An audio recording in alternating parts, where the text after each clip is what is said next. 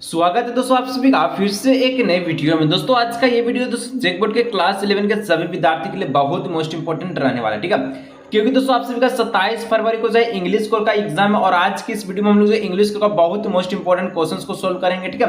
और जिस प्रकार का दोस्तों क्वेश्चंस आज की इस वीडियो में रहने वाला है इसी प्रकार का आपको सेम टू सेम 27 फरवरी के बोर्ड एग्जाम में पेपर में रहने वाला है, ठीक है। इसलिए दोस्तों वीडियो को अंत तक देखिए, साथ में आपको पैटर्न समझने में आसान होगा किस प्रकार से क्वेश्चंस पूछेगा, ठीक है। और फुल मार्क्स इसका 40 नंबर का रहने वाला, समय आपको 1 घंटा दिया जाएगा।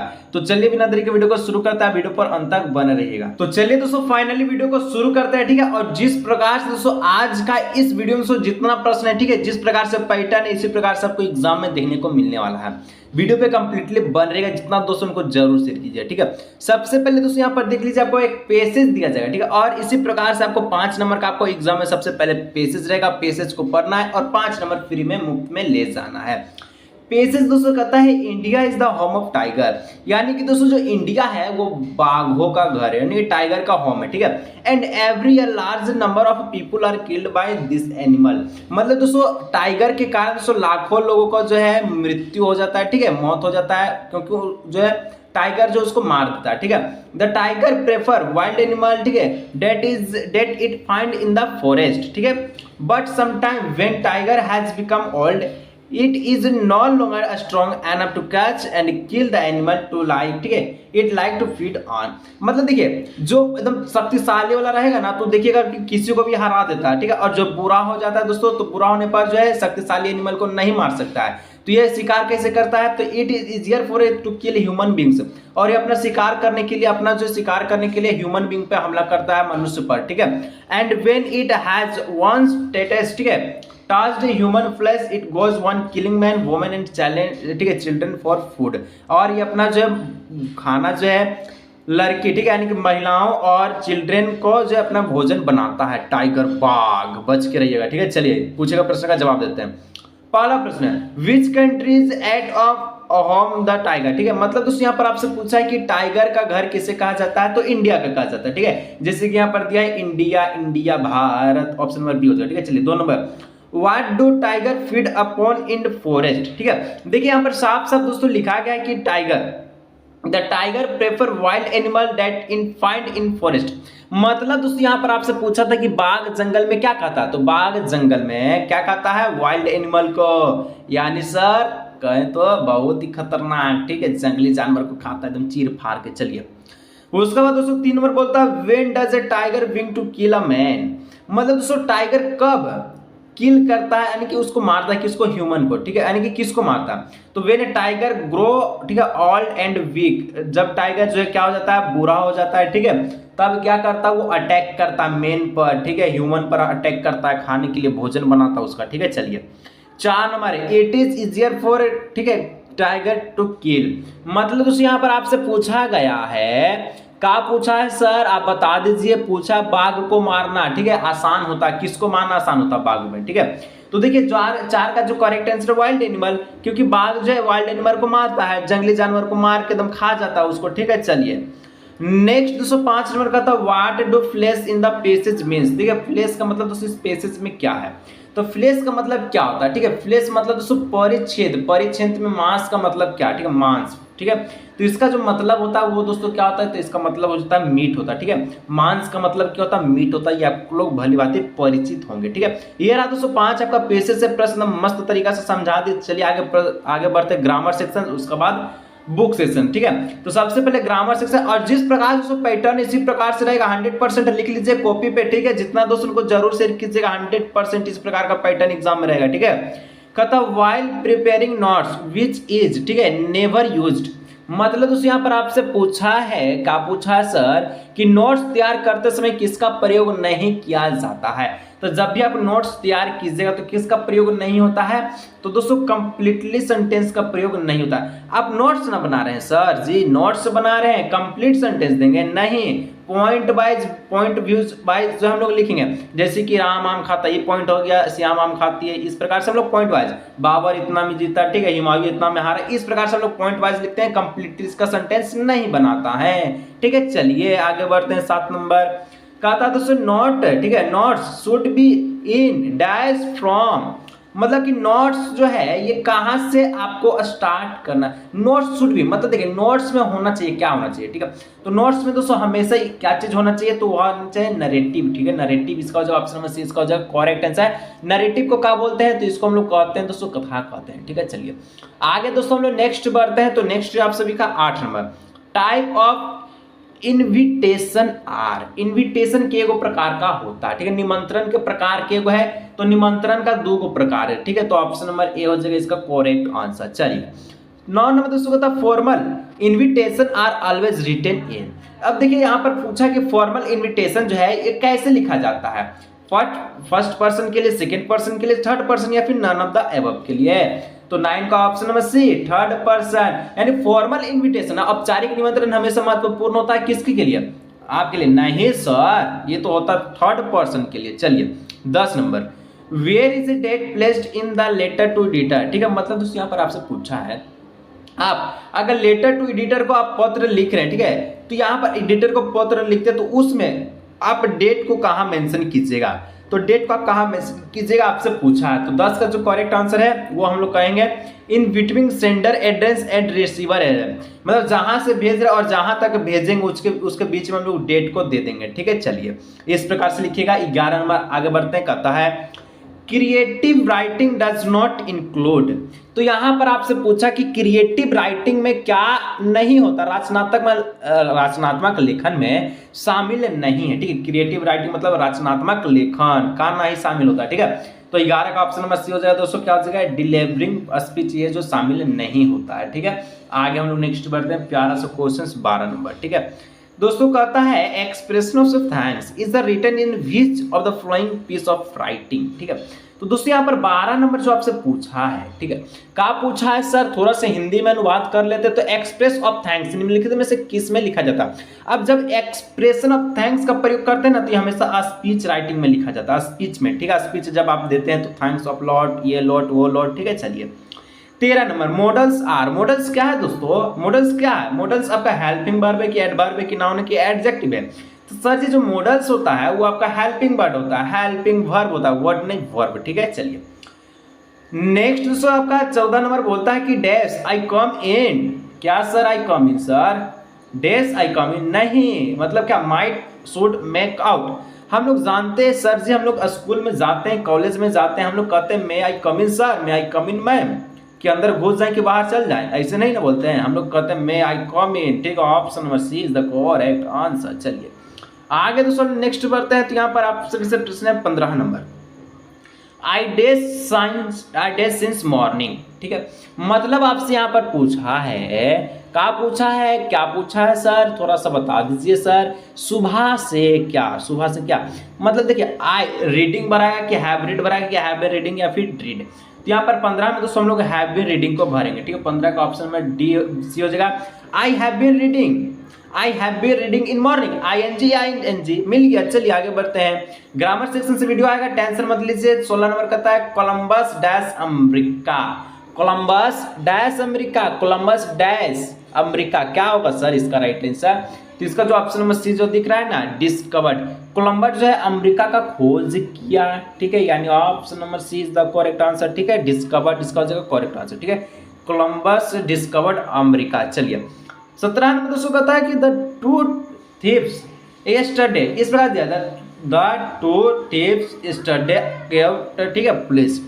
यहाँ पर आपको पूछा है choose the grammatically correct sentence for the above given sentence. ये जो सेंटेंस दिया गया इसको ग्रामेटिकली करेक्ट सेंटेंस में बनाना है। अब देखिए ठीक है, व्याकरण रूप में बनाना, यानी कि आपको सजा करके लिखना सही सेंटेंस का रूप में। अगर हम इसको सजाएंगे तो police caught two thieves yesterday, police ने कल 2 चोर को पकड़ा, ठीक है। पुलिस बन जाइए, आप भी चोर को पकड़ते रहिएगा, ठीक है। चलिए आगे बढ़ते हैं। एक दोस्तों कुछ आपका एक्स्ट्रास गिवन दिया गया जो कि आपका बुक से, और ये आपका 18 से लेकर 21 तक का प्रश्न रहेगा, ठीक है। इसी प्रकार का क्वेश्चन आपको रहेगा दोस्तों, टेंशन नहीं लेना है, ठीक है। आपके साथ हम खरा एग्जाम तक हम दोस्तों आपके मेहनत में एकदम रंग ला देंगे, ठीक है। कहता father and son we both, ठीक है, much live on the same globe and the same land.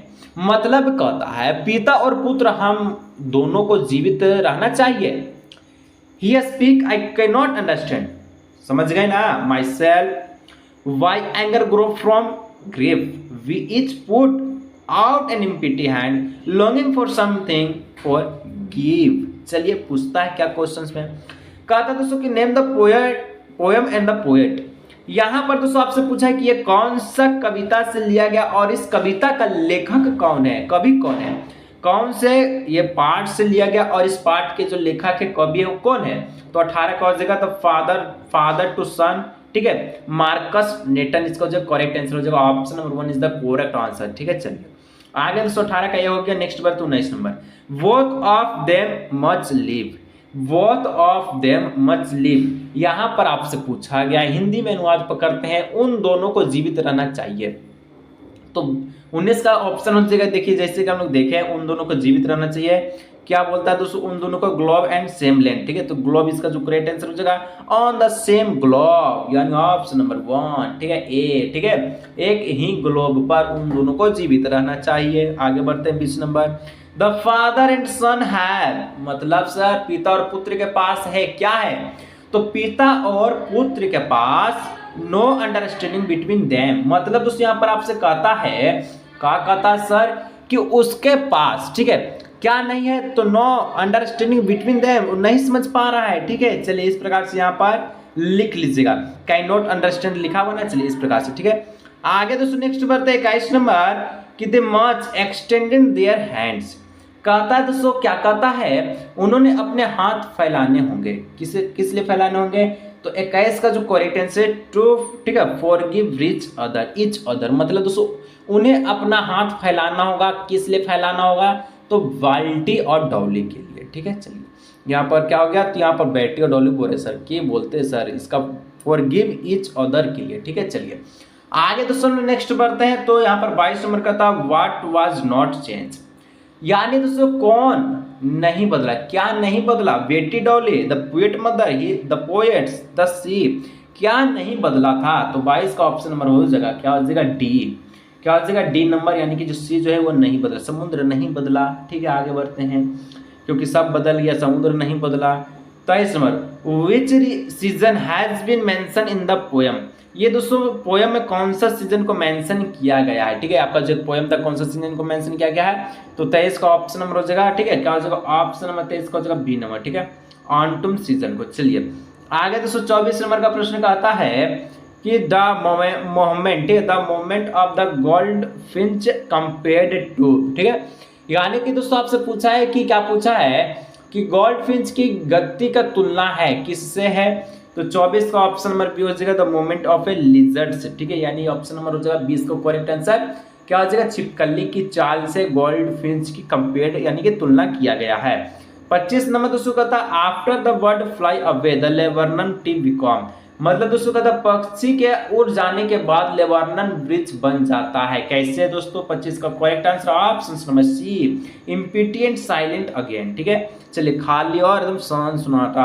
26, in the poem the voice of the rain without rain seed will remain, ठीक है, कहता है कविता में बारिश की आवाज बारिश के बिना विज रही है। ठीक है, विज बने रहेंगे, मतलब देखिए the voice of the rain without rain seed, मतलब जो कविता में बारिश के बिना बीज बने रहेंगे, इस प्रकार से इसमें पूछा गया था। इसका जो 26 का करेक्ट आंसर है कि हिडन एंड अनबॉर्न। ठीक है, मतलब दोस्तों कि छिपा हुआ और अजन्मा। ठीक है, चलिए आगे बढ़ते तो दोस्तों हम लोग को 27 नंबर का था, what is hidden in and infant face. ठीक है, यानी कि दोस्तों आपसे पूछा एक शिशु के चेहरे में क्या छिपा होता है, तो एक शिशु के चेहरे में क्या छिपा होता, मासूमियत नहीं सर, ब्यूटी, सुंदर तो रहबे करता। ठीक है, फ्रेशनेस, एकदम क्लीन रहता, तो लोस्ट चाइल्डहुड छिपा हुआ रहता। ठीक है, ऑप्शन नंबर डी इसका हो जाएगा करेक्ट आंसर। ठीक है, चलिए उसमें उसका बचपन।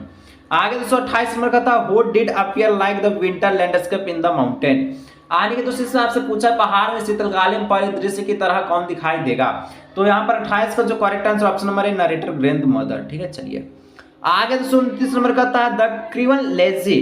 ठीक है, विजिल वाज कहता है आपसे भी से चालक दल के सदस्य। ठीक है, लेरी विजिल थे, कौन था, तो ये था आपका अमेरिकन था। 30 नंबर dash was the last heir of a powerful Egyptian dynasty, यहां पर आपसे पूछा गया प्रश्न है मिस्र के एक शक्तिशाली राजवंश का अंतिम उत्तराधिकारी कौन था, तो 30 का correct answer option number B king tooth, ठीक है। चलिए 31 नंबर, what does Tutankhamun means in, ठीक है, mean in discovering tooth, the संगा कंटिन्यूअस। तूतनखामुन क्या करता था, ठीक है, यहाँ पर आपसे पूछा है और कि डिस्कवरिंग टट में क्या मतलब है जारी, इसका बताइए, ठीक है। तो 31 का जो करेक्ट आंसर है वो हो जाएगा 31 का option number B, living image of a moon, ठीक है। चलिए आगे 232 में कहता है who is the author of landscape of the soil, ठीक है। कहता है दोस्तों कि लैंडस्केप ऑफ द सोइल के लेखक कौन है, ठीक है। तो इसका जो लेखक हो जाएगा वो हो जाएगा ऑप्शन नंबर डी नंबर, ठीक है। क्या हो जाएगा, तो ऑप्शन नंबर डी हो जाएगा नथाली टोब्राय। चलिए 33 में कहता the concept of art root in 1940 was noted by, ठीक है। कहता है दोस्तों आप सभी से 1940 के दशक में कलाकृता की अवधारणा किसके द्वारा प्रस्तुत की गई है। तो 33 का जो correct answer option number B jeans, ठीक है, डुबेट के द्वारा। चलिए आगे बढ़ते हैं 34 number, who said we have not inherited this art from our forefather, ठीक है, we have brought it from our children। कहता है दोस्तों यह किसने कहा कि यह पृथ्वी हमें अपने पुरखनों से विरासत से नहीं मिली है, हमें, ठीक है, इस आपके जो वंश में उधार लिया है। कौन कहा था, तो 34 का option number A mister Lester Brown ने, ठीक है। 35 नंबर, A letter has not yet arrived and, ठीक है, Frank friend Taplow waiting letter refer is, ठीक है। कहता है दोस्तों, क्या कहता है, ध्यान से सुनिएगा, उत्तराधार अभी तक नहीं आया और फ्रेंच के, ठीक है, फ्रीडल्स टैप्लो इंतजार करे, तो उत्तराधार का तात्पर्य क्या हो जाएगा, ठीक है। तो यहाँ पर 35 का जो करेक्ट आंसर वो हो जाएगा ऑप्शन नंबर बी कुका, ठीक है, क्रोकर्स हैरिस। चलिए आगे बढ़ते 36 नंबर, from where did Gangadhar Pant start his journey. तो दोस्तों गंगाधर पंत का जो जर्नी है कब स्टार्ट, कहाँ से स्टार्ट हुआ था, ठीक है। तो 36 का जो correct answer option number C हो जाएगा पुणे से, ठीक है। चलिए आगे दोस्तों बढ़ते तो 37 नंबर का था Daniel and narrator were heading towards mount, ठीक है, कैलाश टू कंप्लीट द। यहाँ दोस्तों आपसे पूछा है कि क्या पूछा है सर, थोड़ा सा बता दीजिए हिंदी में, ठीक है, कि डैनी और कथावाचक पूरा करने के लिए कैलाश पर्वत की ओर जा रहा था। कौन जा रहा था, तो 37 का ऑप्शन नंबर सी कोरा जा रहा था, ठीक है। चलिए 3 और प्रश्न दोस्तों बच्चा है, सब्सक्राइब नहीं किए सब्सक्राइब जरूर से कर लीजिएगा। और दोस्तों देखिए एक चीज मैं आप सभी से कुछ कहना चाहूंगा, ठीक है, जो दोस्तों मेरा गेस्ट पेपर बाय क्या हो उसको पता है ये क्वेश्चंस कहाँ से, ठीक है। ये क्वेश्चंस उसी से है जहां से वो गेस्ट पेपर को खाता, ठीक है। ये क्वेश्चन दोस्तों तहलका गेस्ट पेपर से लिया गया है, ठीक है, और ये इतना इंपॉर्टेंट है। और ये गेस्ट पेपर का दोस्तों आप जैसे कि देख पा रहे हैं कि इसका जो पैटर्न है, ठीक है, ये आपका जो क्वेश्चन पेपर की तरह ही है, क्योंकि इस पर जो मॉडल पेपर जारी उसी पर आधारित ये गेस्ट पेपर है। अगर दोस्तों इसको बाय नहीं किए तो दोस्तों क्या करना है, इस नंबर पर, ठीक है, इस नंबर जो आपको दिख रहा है इस नंबर पर आपको व्हाट्सएप करना है और उसके बाद दोस्तों को क्यूआर कोड सेंड किया जाएगा, चाहे आप आर्ट्स है, साइंस है, कॉमर्स है, ठीक है। आप 40 रुपये पे कर दीजिएगा, आपको जो गेस्ट पेपर व्हाट्सएप पर ऑनलाइन मिल जाएगा, ठीक है, जिसका नाम तहलका गेस्ट पेपर है, ठीक है। चलिए 38 नंबर कहता है व्हाट डिड अरम सी व्हेन, ठीक है, लुक्ड आउट द विंडो, ठीक है, आउट ऑफ द विंडो। तो दोस्तों 38 का जो करेक्ट आंसर क्या हो जाएगा, यहाँ पर आपसे पूछा है आराम ने खिड़की से बाहर देखने पर क्या देखा। आराम ने खिड़की से बाहर देखने पे क्या देखा था, ठीक है, वो देखा, क्या देखा, he saw Murad sting on a horse. मतलब सर कहता है कि क्या कहा कि उसने देखा कि उसने मुराद को एक घोड़े पे बैठा हुआ देखा था, खिड़की से देखा था। अरे भाई ये तो घोड़ा पे बैठा है, हम भी बैठेंगे, ठीक है। चलिए 39 में दोस्तों कहता है जॉन ब्यूरो कौन था। जॉन ब्यूरो कौन था, तो John bureau is a farmer, एक किसान था। 40 number, who is the narrator of the address. The address का नरेटर कौन है, इसका हो जाएगा डॉक्टर ऑफ मिसेज,